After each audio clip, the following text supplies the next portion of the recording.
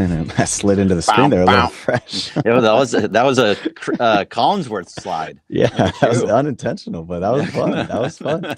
Welcome. Maybe that's your new thing. Yes, I'll start sliding in the screen. I love it. Welcome to another edition of The Blue Review, of course. Oh, we're going French too. We're going French. The France national team's playing Canada right now, and I was just happy to see that Rudy Gobert got played off the starting lineup because he cannot play in playoff situations. Anyways, this is Dodgers talk. I digress. Dodgers win last night. Honestly, a big win against the struggling Phillies. So we'll react to that. We'll react to Glasnow's performance. We'll react to some of that maybe defensive mishaps that I know that you want to get into and more. But before we do, Greg, just want to remind everyone that here at the Blue Review, we're presented by Los Angeles International Airport and our friends at LAX, of course, changing the travel experience, reducing traffic, saving guests time. And to all those who are struggling with travels right now because of some of the tropical storms on the East Coast, we wish you the best of luck. We wish you're all safe. And of course, our friends at LAX are doing everything they can to help you out there. So if you want to learn more, check it out at flylex.com/transforminglax. So Greg, let's get right into this. 5-3 win over the Phillies. Go Glasnow. But it's not all highs. See, I want to start positive. I want to start positive, Parker, because I actually feel really good about what's going on right now. Ooh. We have gone through the last 2 months of injuries and not very good, close to terrible baseball that's been the Dodgers have been playing for a long time. 500 or below, actually, because they lost the month of July. So it's been bad. But throughout all of that, Parker, it has been, as of right now, they are a half game back of the best record in the National League. They are 2 games back and a 1 win back of the best record in all of baseball. So that means that despite all of those things, all of those problems, everything that's been going on and how much we've been negative and down on all these different things, they're still right at the top of baseball, no matter what, just showing you that it's not just the Dodgers that are struggling, that it's not just the Dodgers that are going through these injury issues. It is every team, and every team is struggling. So, like, the fact is, like you said, the Phillies are not playing very well right now. The Orioles and the Yankees are right on top of each other. Even the Guardians are not playing. They've lost 3 in a row. So that it's all starting to come together, and the Dodgers are starting to get healthy and to get healthy at the right time. Yeah, so I'll take a look at the standings here, like you said. So last 10 for the Orioles, 6-4, whereas they were the types of teams to be going like 8-2 for weeks on that end, and the Yankees 7-3. I mean, decent, but again, the Dodgers, they're right there with everyone. Phillies 2-8, Mariners 6-4. You're seeing a bunch of 6-4s, 5-5s in their last 10. All these teams in baseball, I don't want to call it like a phenomena, but nobody was really on track for 100 wins as of last week. So the entire league is kind of evened out. And the fact that the Dodgers were evened out because of injuries and other teams are evened out just because of poor baseball, I think that is encouraging, to your point. It is. Every team is kind of the same. So if the Dodgers can get healthy, then if the Dodgers are on par with every other team that's out there right now, right, and they get healthy and become that super team that they were at the beginning of the season, you kind of got to feel good about them going to the postseason. Now, of course, they have to hit, they have to pitch, but we saw a really, really good outing last night from Tyler Glasnow. Glasnow showed why he is the ace of this staff. He had a couple like little mishaps here and there, but for the most part, he pitched very well, had 9 strikeouts, went 6, would have liked him to go 1 more, but that was great. It was still exactly what we asked for yesterday in a quality start. He went 6 innings, 3 runs. That's it. That is exactly what he needed for the bullpen. And then the bullpen shut it down. And Shohei, of course, hit another jack because that's just what he does. He's going to go 40 for 40. It's almost an inevitability that he goes 40 for 40. I was going to say just that. It is inevitability. I think he's on pace for 47 and 44 currently. Yeah, and I mean, that'll put him as only the 6th player to ever do so in both AL and NL history. Right. History. 40. Yeah. Jeez. I mean, you look at some of the great home run guys. You look at some of the great stolen base guys like Ricky. You've never really seen, again, a part of 5 other guys, 6 guys, to do them both this well. So Ohtani, we can't speak enough about him. I mean, the home run yesterday was amazing. He nearly missed first base because he does it so often now that That's just every time. Second nature. Do it every time now. Just that's your home run trot. You miss first base and then you go back and then you keep going around. That's just what you do from now on. I think that's the way that it has to go. Other things, other positive things, Parker. Freddie Freeman, the fact that he came back and it was just wonderful to hear him. He was so emotional before the game. He was emotional during the game. He was emotional after the game, and rightfully so. And all because of what the entire organization did for Maximus and what they did pregame. They wore the shirts. There was Max Strong before the game. Maybe. And then baseball did a nice thing. They did not put on the pitch clock before his first at bat. He got a gigantic standing ovation. You could see he was getting very emotional. And he said afterwards, it's very hard to hit a baseball when you're crying. And that's, I think he did get a hit in that at bat as well. Yeah, he was his one hit, 1 for 4. But I mean, what this organization honestly means to Freddie and the fact that they adopted him after, playing for really, I don't want to call a rival, but there were some big games against Freddie in his past, and now to see that he's basically a fan favorite. He's a Dodger at this point. He'll be a Dodger legend by the time he retires. I love to see it, and shout out to Freddie. Shout out to the whole family. Maximus, keep fighting, young man, because that's just an amazing story. To know that they're all together, they're back home. I love to see that. I mean, we would all understand if Freddie didn't come back at all, right? Yeah. Just the fact is that the fact that Maximus got well enough for that he feels comfortable to come back is amazing, and just shows to how strong Max is to be able to get through what he went through. Having full body paralysis for like a week is just, I can't wish that upon anybody ever. And having a child myself, I don't know what I would do if Riley was like that. So the fact that he was able, first of all, good for you for leaving the team and just going there and being for your family. That's amazing in itself. Great dad. And now having the ability to come back, it's pretty amazing all the way around. So a lot of positive things there. The other part is, so Cavan Biggio, so Freddie could come back. Cavan Biggio was DFA'd. He did a decent enough job at first base while he was out, and was okay with the bat. Not pretty much bad with the bat, but okay. I think moving forward, it's this next week. By the time Mookie Betts comes back on the 12th or the 13th, this next week is going to be a major fight for all of those guys at the bottom of the lineup. Everybody 6 through maybe 5 through 9 are going to be fighting for their roster spot now. Yeah. Because when Mookie comes back, and Rojas is already going to be in with the Quakes today, so he's going to be back soon. All those guys are going to fight, and whoever plays the best is going to keep their roster spot. If you don't play well, you're going to be DFA'd or sent down if you have options. Yeah, so let's just do it. Let's list off some of these guys. So we have Edman, of course, will be also coming back soon. Right, and so you have 2 guys that have to go down. So boom. Now you also have Rosario, who's one of those fringe guys. You got Ahmed, who does he become redundant after, Rojas is back? You got Kike, who's been hitting well, CT3. Some of the vets, you're like, what do you do there? And then, of course, with Muncy coming back, that's another name, or coming back soon. That's another name where you're left in that bottom end of the lineup. Who's going? And is somebody in the outfield going to be one of those guys who's going? After not being able to track a ball last night, I think that maybe that's a name to look out for. And I know it's tough based off of how he performed in the first half of the season, but is Andy Pages one of those names that we might be seeing on the fringe? So, yeah, I think Andy Pages has to be one of those guys that are on the fringe. He has options. You can send him down. That's another one where some of them just won't have those options, and you'd have to DFA. So Andy Pages, he got a hit early on. He got that double, and because he's in the bottom part of the lineup, I think being moved up into that 3, 4, 5 spot just maybe was just a little bit too much pressure for him. And yes, he is not a center fielder. He cannot be a center fielder, and that's a big issue. If they move him to a corner spot, maybe, but there's just so many things, Parker, that it's going to be a little bit difficult, because you got to think about it. When Mookie comes back, and if Rojas is back, Rojas kind of has to be your everyday starting shortstop, right? So that's where you need to have him playing that spot. If it's not every day, then Mookie can play some shortstop sometime to get some other guys in the outfield. But for the most part, Rojas is going to be your shortstop. You cannot move Gavin Lux anywhere. He can only play second base, and he's hitting very, very well. He is completely locked in, which is really nice to see.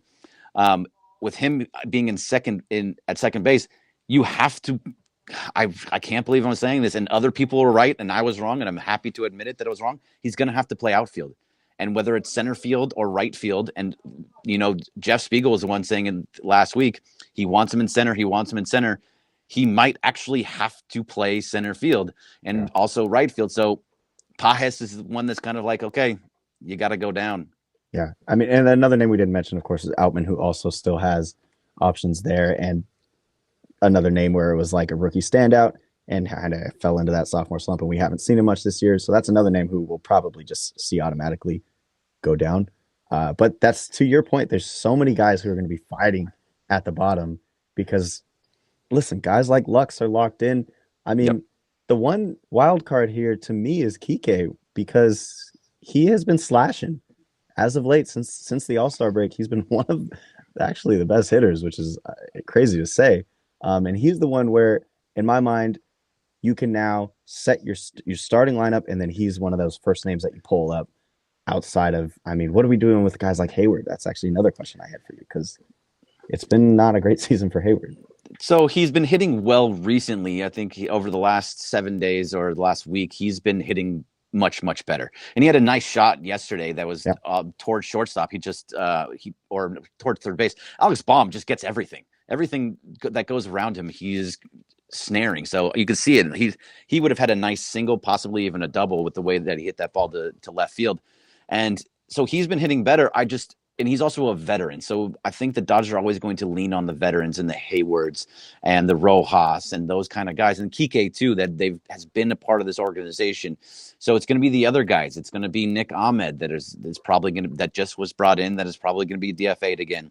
Paja is going to be sent down. I would like to see him play one of those the corner outfield spots, but for the most part, we're going to have to wait and see because he's not a center fielder. So it's going to be other guys. It's going to be interesting because then you got to think about it. When Edman comes up, then Muncy, if he actually gets healthy and comes back, that's another dude that has to go down.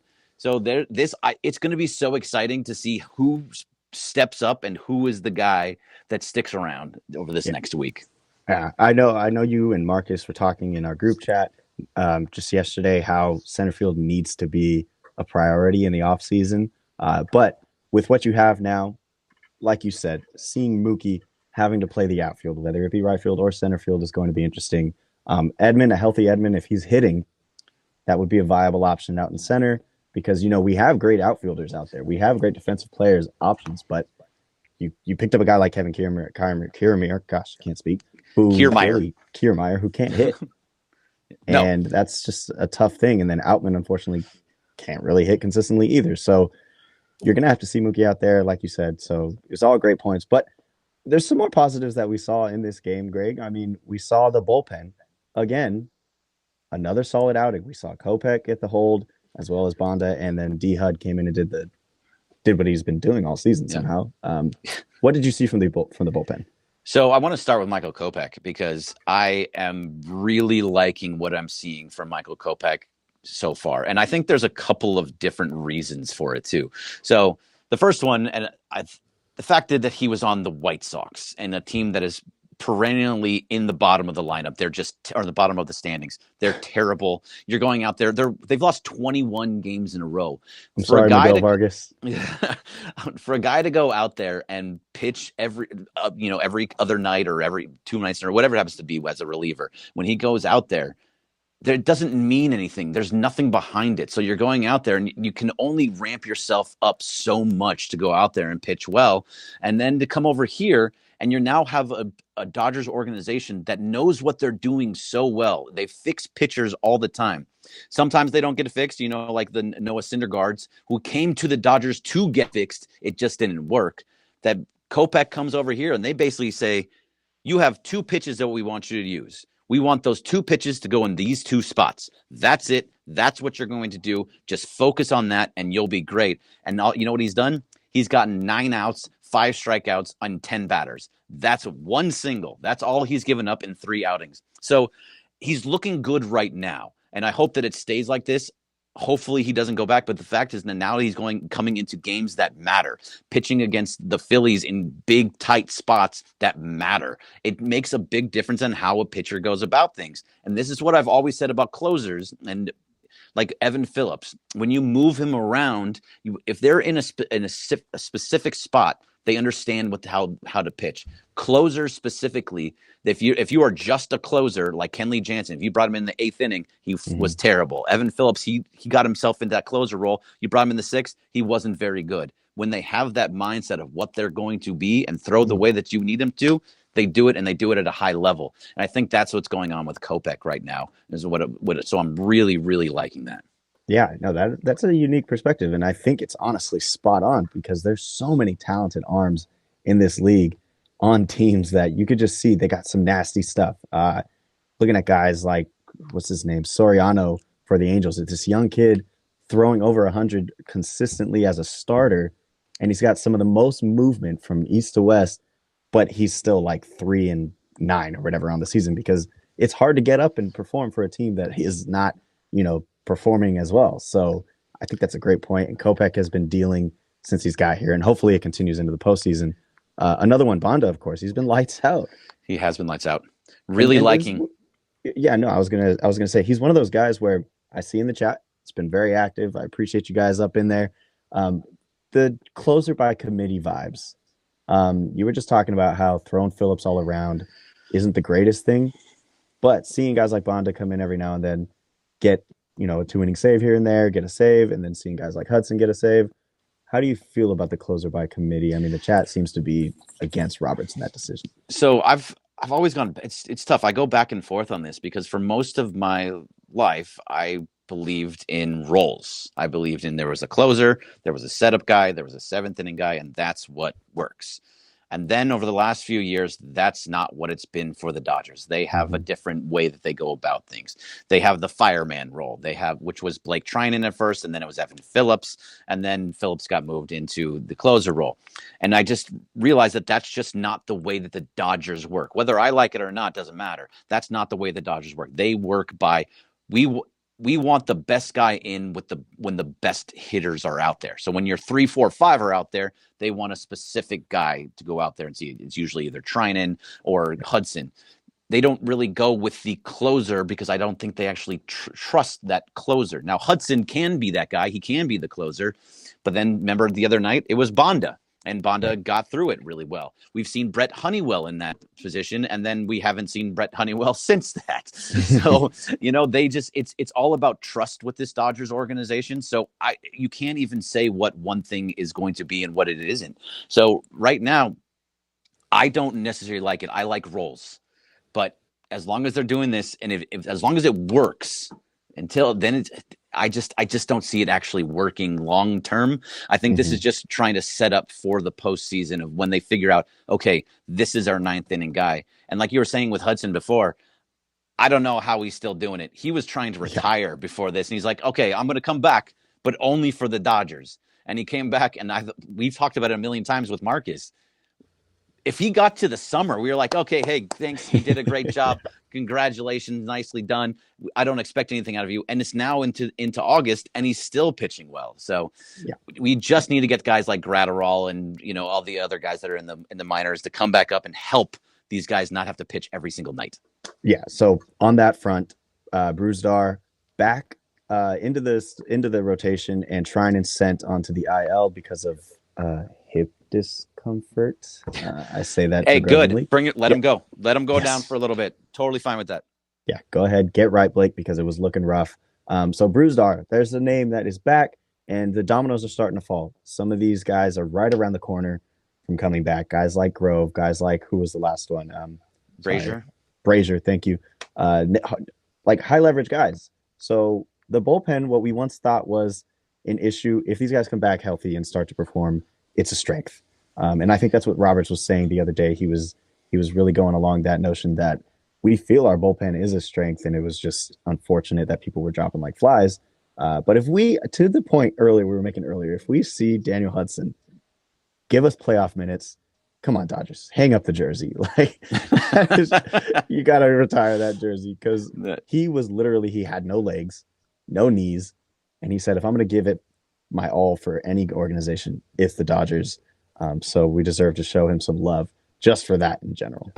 Yeah. Give him a little love. I don't know about the whole jersey thing, but I hear where you're going. But the fact is, I think you're starting to see that this bullpen is starting to round into form. I think it's still a little bit early to say who the postseason roster will be when it comes to the bullpen, but guys like Kopech, Hudson, Trinan, Kelly's probably going to be on that. Brusdar, you might Vezia possibly if he can round back into shape. I think there's guys that you're just not that are up right now that are probably Hudson probably has to go on the IL at some point. If Trinan comes back up in like 2 weeks, let Hudson go onto the IL for 2 weeks so he's nice and refreshed going into the postseason. Most of these guys that you're seeing right now are going to go on the IL at some point, I feel like, because you need them fresh for the postseason, not for the last 2 months. I think that's what you need guys like Brazier for. That's what some of these Grove that you need them to come back to say, okay, it's our turn now. We can let you guys go rest. And so we have our whole set of relievers ready to go come October. Yeah, that's huge. I see in the chat, Dave the Stoic, bullpen stacked like I've never seen before. And that's honestly, to hear that from the fans, from the chat, is crazy because there was a lot of, the opposite of that. A lot of the talk was, this bullpen again, like we're going to head into the playoffs like this. But now we're seeing that they have options. They have an abundance of options. Things are looking up for the Dodgers. And I don't know if maybe you saw anything else last night that really stood out to you. But I just think that heading into tomorrow's matchup, Kershaw Day, you're going to be there. It would be nice to see maybe a Brusdar quick little 7th, 8th inning appearance, especially if they get that run support.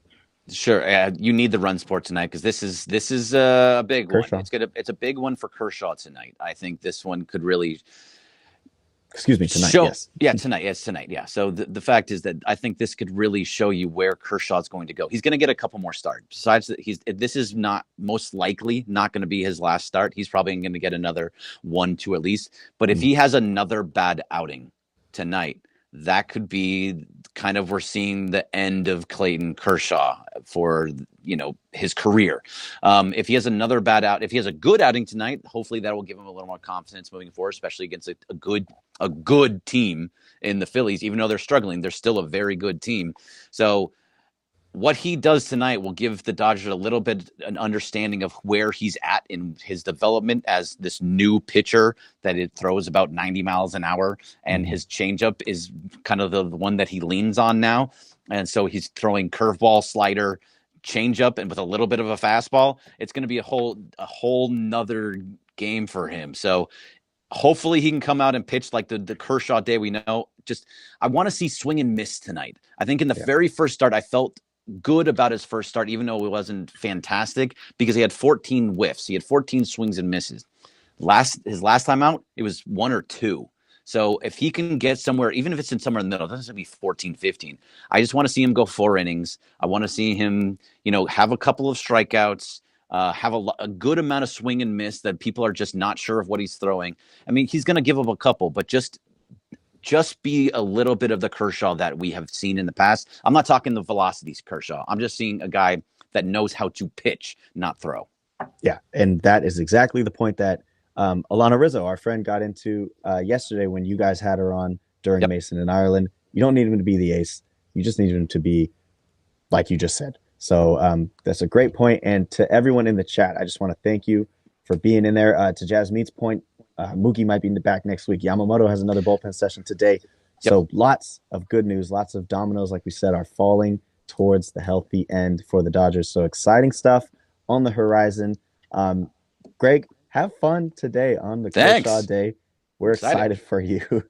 This has been the Blue Review. Again, we're here every day from 9:30 to 9:55. Thank you to LAX. Thank you to Greg Bergman. I'm Parker Bell. We'll be back tomorrow. And, of course, go Dodgers. Yes, sir.